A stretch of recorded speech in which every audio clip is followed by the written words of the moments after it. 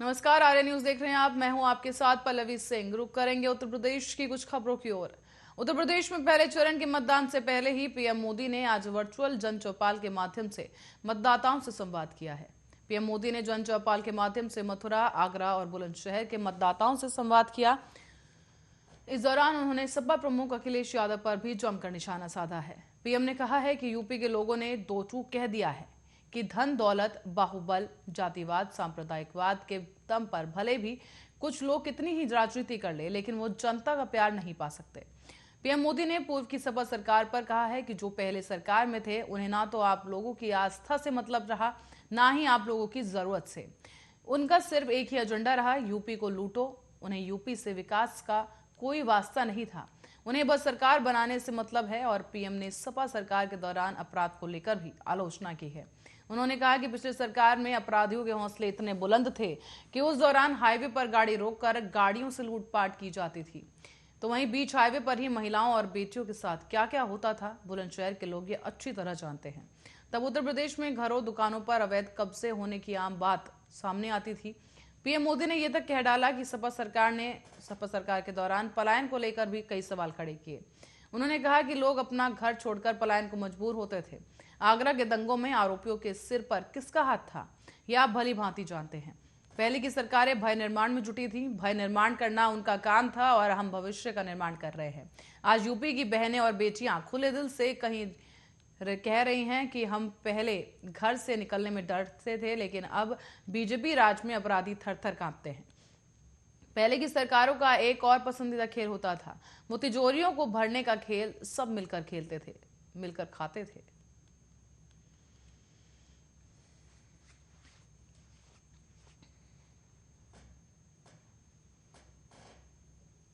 और मेरठ शहर विधानसभा में बसपा प्रत्याशी हाजी दिलशाद शौकत और एक अन्य प्रत्याशी के खिलाफ आचार संहिता का मुकदमा दर्ज किया गया है। बता दें कि विधानसभा चुनाव को लेकर तमाम पार्टियों के प्रत्याशी चुनावी प्रचार में दिन रात जुटे हुए हैं, लेकिन वो निर्वाचन आयोग की ओर से चुनाव प्रचार के लिए गाइडलाइंस जारी की गई हैं, तो वहीं कुछ प्रत्याशी इन गाइडलाइंस का उल्लंघन करते हुए चुनाव प्रचार कर रहे हैं, जिस पर अब जिला प्रशासन ने ऐसे प्रत्याशियों के खिलाफ कड़ी कार्रवाई करते हुए शहर विधानसभा बसपा प्रत्याशी हाजी दिलशाद शौकत और एक अन्य प्रत्याशी के खिलाफ कोतवाली थाने में आचार संहिता का उल्लंघन करने पर मुकदमा दर्ज किया है। साथ ही सीओ कोतवाली अरविंद चौरसिया ने जानकारी देते हुए बताया है कि मुकदमा दर्ज होने वाले प्रत्याशियों को चेतावनी दी गई है। अगर आगे कोई भी प्रत्याशी इन उल्लंघन करते हुए देखा गया तो उसके खिलाफ मामला दर्ज किया जाएगा और कड़ी से कड़ी कार्रवाई की जाएगी।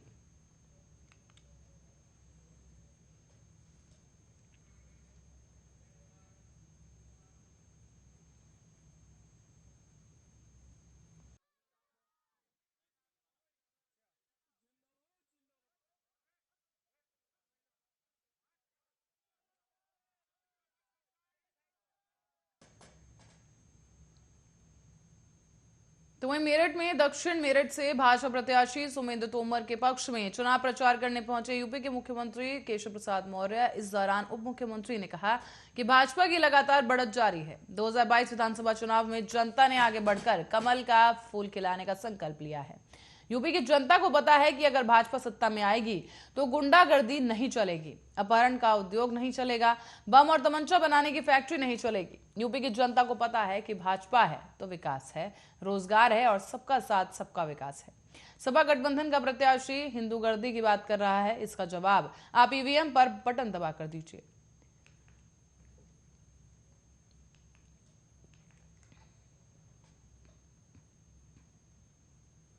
यहाँ जमीतुल्लाह शहर मेरठ की तरफ से ये मतदान जागरूकता अभियान हमने चलाया है और इसके हमारे मुख्य अतिथि हमारे एडीएम सिटी साहब हैं जो यहाँ तशरीफ लाए हैं। तो मेरी और हमारी जमीतुल्लाह की तरफ से हमारी तमाम जनता से, चाहे वो हिंदू हो, मुस्लिम हो, सिख हो, ईसाई हो, सबसे हमारी अपील है कि 10 तारीख को होने वाले दिन, इलेक्शन वाले दिन, आप लोग अपने मत का ज़रूर प्रयोग करें। मत का जो है बहुत इम्पोर्टेंट है, ये आपकी बहुत है। सारे काम छोड़ दो, पहले वोट दो, खाना बाद में खाओ, पहले वोट डाल के आओ।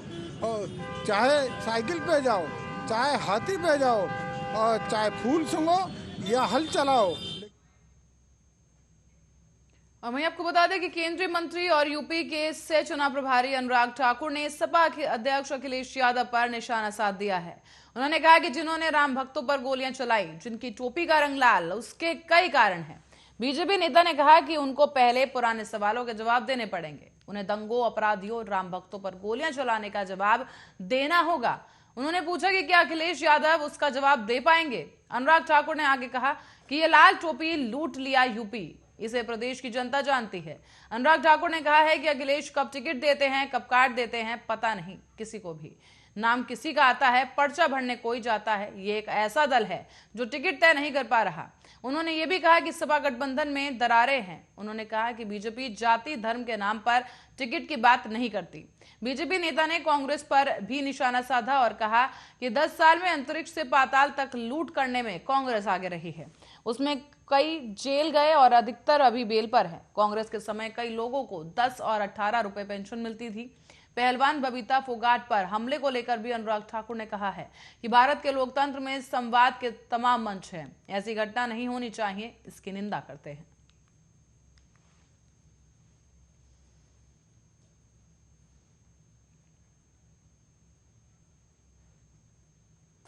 उत्तर प्रदेश के मेरठ जिले के सिवालखास विधानसभा में बीजेपी प्रत्याशी के लिए वोट मांगने पहुंची बीजेपी की स्टार प्रचारक पहलवान बबीता फोगाट को शनिवार को भारी विरोध का सामना करना पड़ा है। आरोप है कि इस दौरान आरएलजी समर्थकों ने बबीता फोगाट के काफिले को घेर लिया और लाठी डंडों से लैस दर्जनों आरएलजी समर्थकों ने बबीता फोगाट के काफिले में शामिल हुई गाड़ियों में तोड़फोड़ की और पथराव भी किया। इस मामले में बीजेपी नेताओं ने थाने में तहरीर दी है, तो वहीं पुलिस ने भी इस घटना को राजनीतिक दलों के समर्थन से मारपीट का मामला बताया है। उसने बबीता फोगाट पर हमले से इनकार किया। हालांकि सिवालखास विधानसभा से बीजेपी प्रत्याशी मनिंदर पाल सिंह की पत्नी सिंपल सिंह अंतर्राष्ट्रीय रेसलर बबीता फोगाट की रिश्तेदार हैं। इसी वजह से शनिवार को बबीता फोगाट मनिंदर पाल सिंह के समर्थन में वोट मांगने मेरठ पहुंची थी। बबीता फोगाट के मुताबिक वो अपनी बहन सिंपल और अन्य दर्जनों महिलाओं के साथ दबथुवा गांव में पहुंची थी और उनका आरोप यह है कि इसी दौरान लाठी डंडों से लैस 2 दर्जन से अधिक रालोद समर्थकों ने उनके काफिले का रास्ता रोक लिया। रास्ता रोकने वालों ने महिलाओं से भद्रता करते हुए गाड़ियों में तोड़फोड़ करना शुरू किया। अचानक हुए इस हमले से बीजेपी कार्यकर्ताओं में अफरा तफरी मच गई। इस दौरान महिलाओं के समर्थन में उतरे ग्रामीणों ने आरोपियों को ललकारा तो वो पथराव करते हुए मौके से फरार हो गए।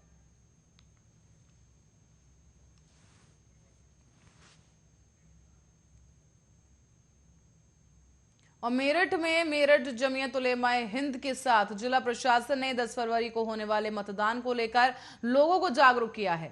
बता दें कि 10 फरवरी को मेरठ में निर्वाचन आयोग की ओर से मतदान को लेकर लोगों को घंटाघर चौराहे पर मतदान के लिए जागरूक किया गया। इस मुहिम में जिला प्रशासन और जमीयत उलेमाए हिंद के तमाम लोगों द्वारा मतदान को लेकर जागरूक किया जा रहा है। इसमें लोगों को यह भी बताया गया कि सभी मतदाता आने वाले 10 फरवरी को अपने मत का अवश्य उपयोग करें और अपने सही प्रत्याशी को चुनते हुए अपना वोट डालें। किसी भी हाल में हमें अपने मत का दुरुपयोग नहीं करना है। वोट डालना उनका मौलिक अधिकार है। इस मुहिम में नायब शहर काजी के साथ साथ एडीएम प्रशासन भी मौजूद रहे और लोगों को लगातार तमाम जानकारी देकर इस बारे में इस बार अपना मत का सही प्रयोग करने की अपील की गई। जमीयत उलेमाए हिंद द्वारा हाथों में बैनर लेकर लोगों को लगातार जागरूक भी किया गया है। यहाँ जमीयत उलेमा शहर मेरठ की तरफ से ये मतदान जागरूकता अभियान हमने चलाया है और इसके हमारे मुख्य अतिथि हमारे एडीएम सिटी साहब हैं जो यहाँ तशरीफ लाए हैं। तो मेरी और हमारी जमीयत उलेमा की तरफ से हमारी तमाम जनता से, चाहे वो हिंदू हो, मुस्लिम हो, सिख हो, ईसाई हो, सबसे हमारी अपील है कि 10 तारीख को होने वाले दिन, इलेक्शन वाले दिन, आप लोग अपने मत का ज़रूर प्रयोग करें। मत का जो है बहुत इम्पोर्टेंट है, ये आपकी बहुत है। सारे काम छोड़ दो, पहले वोट दो। खाना बाद में खाओ, पहले वोट डाल के आओ। और चाहे साइकिल पे जाओ, चाहे हाथी पे जाओ और चाहे फूल सूंघो। रुक करेंगे अगली खबर की ओर। बिजनौर से एक खबर सामने आई है, जहां बिजनौर थाना रेहड़ में बाहुबली पूर्व बसपा विधायक बसपा प्रत्याशी गाजी ने थाना प्रभारी को धमकी दी है। धमकी देने वाला एक वीडियो भी सोशल मीडिया पर जमकर वायरल हो रहा है। बीएसपी उम्मीदवार का रोड शो रोकने पर पूर्व विधायक ने पुलिस के साथ मिसबिहेव किया है। फिलहाल आपको बता दें कि पुलिस ने भी इस मामले को गंभीरता से लेते हुए मुकदमा दर्ज कर कार्रवाई शुरू कर दी है। झंडा अगर किसी के ऊपर है तो चल लीजिए। मेरी गाड़ी पे है झंडा लगा, परमिशन लगी है, ये तो दादागिरी हो गई आप लोगों की। अरे भाजपा की पूरे चेक करिए आप, झंडा का दिखाइए आप। अगर झंडा है तो जेल भेजिए, अगर झंडा अगर किसी के ऊपर है तो जेल भेजिए। मेरी गाड़ी पे है झंडा लगा, परमिशन लगी है, ये तो दादागिरी हो गई आप लोगों की। अरे भाजपा की पूरे क्षेत्र में शराब बट रही है, पुलिस बटवा रही थाना रेड की, और हमें दबाया जा रहा है। ये दादागिरी आप लोग कर लेंगे। और मैंने डीएम साहब को सुबह सूचना दी है, और मैं आपके खिलाफ आयोग में भी लिखा पढ़ी करूंगा और खुद जाऊंगा मैं। चलो भाई,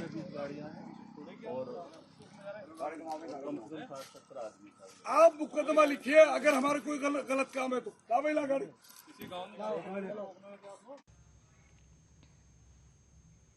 बढ़ेंगे अगली खबर की ओर। बहराइच में सपा नेता मसूद आलम खान का टिकट कटने से नाराज केसरगंज विधानसभा क्षेत्र के लोगों ने सैकड़ों की संख्या में सड़क पर उतरकर चक्का जाम कर दिया है।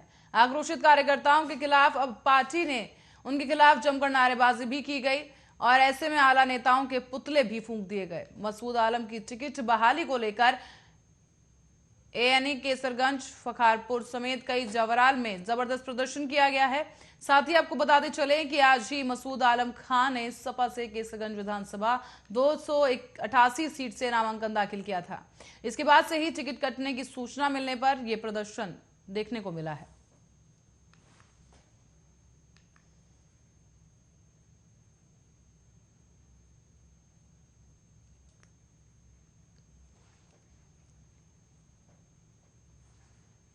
बहराइच में शनिवार को 17 प्रत्याशियों के नामांकन पत्र दाखिल किए गए, जिसमें विधानसभा सामान्य निर्वाचन 2022 अंतर्गत नामांकन के चौथे दिन विधानसभा निर्वाचन क्षेत्र 282 बल्हा से समाजवादी पार्टी ने अक्षयवर नाथ कन्नौजिया, भारतीय जनता पार्टी से श्रीमती सरोज सोनकर और बहुजन समाज पार्टी से रामचंद्र विधानसभा निर्वाचन क्षेत्र से 283, नानपारा से अपना दल से रामनिवास और बहुजन समाज पार्टी से हकीकत अली, विधानसभा निर्वाचन क्षेत्र 284 मटेरा से लोकदल पार्टी के कृपाशंकर और भारतीय जनता पार्टी से अरुणवीर सिंह, विधानसभा निर्वाचन क्षेत्र 285 महसी से भारतीय जनता पार्टी से सुरेंद्रेश्वर सिंह, विधानसभा निर्वाचन क्षेत्र 286 बहराइच से शिवसेना से राजवंत सिंह, इंडियन नेशनल कांग्रेस से जयप्रकाश और बहुजन समाज पार्टी से नईम, विधानसभा निर्वाचन क्षेत्र 287 प्रयागपुर से इंडियन नेशनल कांग्रेस से राणा शिवम सिंह, बहुजन समाज पार्टी से श्रीमती गीता और भारतीय जनता पार्टी से सुभाष त्रिपाठी और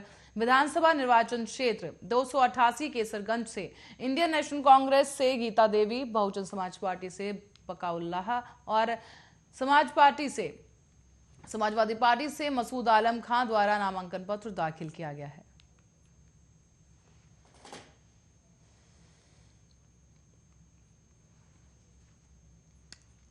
नामांकन प्रक्रिया का जो अंतिम दिन होता है 3 बजे तक, अभी नामांकन प्रक्रिया पूर्ण होती है। मुझे प्रसन्नता है कि सभी अभ्यर्थी आदर्श आचार संहिता का पालन करते हुए अपना नामांकन प्रस्तुत कर रहे हैं और इसमें आप सबका भी बहुत बड़ा योगदान है कि आप लोग सारे नियम कायदों को पेपर में प्रकाशित करते हैं, इलेक्ट्रॉनिक मीडिया पर उसको बताते हैं, तो आप लोगों का भी इसमें भूमिका है। एक मैं और निवेदन करूंगा, इस बार के सामान्य विधानसभा निर्वाचन 2022 के अंतर्गत जनपद की समस्त विधानसभाओं में सभी मतदाता निर्भीक होकर और कोविड वैक्सीनेशन के टीके का सुरक्षा कवच धारण करके अपने मत का नैतिक प्रयोग करें और इस बार का मतदान प्रतिशत आप सबके सहयोग से 90% के पार हो, यही मेरी शुभकामनाएं हैं। देखिए, मैंने आज 288 कैसरगंज से समाजवादी पार्टी के प्रत्याशी के रूप में नामांकन किया है। पिछले 6 महीनों से मैं कैसरगंज की गांव में, गलियों में, मोहल्लों में मैं घूम रहा था। माननीय अखिलेश यादव जी के निर्देश पर मैंने वहां 6 महीने काम किया। मैं बहुत धन्यवाद, आभार देता हूं माननीय राष्ट्रीय अध्यक्ष जी को। मैंने उन्हें हमें यहाँ से टिकट दिया, प्रत्याशी घोषित किया। वहाँ की गलियों इसलिए कि पिछले 20 वर्षों से समाजवादी पार्टी नहीं जीती थी। इस बार जब से हम 6 महीनों से वहाँ उतरे हैं, गांव गरीब लोगों के बीच पहुंचे हैं, लोगों का भारी जन समर्थन हमारे साथ है। इसी से देख करके भारतीय जनता पार्टी बौखलाई हुई है। वो इधर उधर उसको लग रहा है कि ये जो उसका किला था, जबकि किला नहीं था, ये समाजवादी पार्टी की सीट थी, लेकिन हम दुर्भाग्य से कि हम वहाँ नहीं जीत रहे थे। इस बार हम वहाँ जीतने जा रहे हैं हमारे सहारनपुर पुलिस ने गागलहेड़ी इलाके से प्रतिबंधित खैर की भारी मात्रा में लकड़ी बरामद की है। इस लकड़ी का वजन करीब 11,050 किलोग्राम बताया गया, जिसकी कीमत 20 लाख आंकी गई है। पुलिस ने ट्रक के साथ साथ 2 आरोपियों को भी गिरफ्तार किया। दरअसल सहारनपुर के एसएसपी आकाश तोमर ने जंगलों में सघन अभियान चलाने के बाद ये निर्देश जारी किए थे और गौरतलब है कि सहारनपुर का एक इलाका देहरादून के जंगलों से छूता हुआ गुजरता है, लिहाजा ये बड़े पैमाने पर सागौन और खैर की लकड़ी की तस्करी यहां पर की जाती है, जिसके लिए एसएसपी ने यह अभियान चलाया था। इसी अभियान के तहत गिरफ्तारी की गई है। पुलिस ने खैर की लकड़ी की तस्करी करने वाले वन माफिया बिलाल और शावेज को गिरफ्तार कर लिया है। बिलाल कैराना का रहने वाला है, जबकि शावेज गंगोह सहारनपुर का रहने वाला है बताया गया है। इन आरोपियों के कब्जे से एक ट्रक बरामद हुआ, जिसमें सैकड़ों टन लकड़ प्लाई के लिए ले जाई जा रही थी।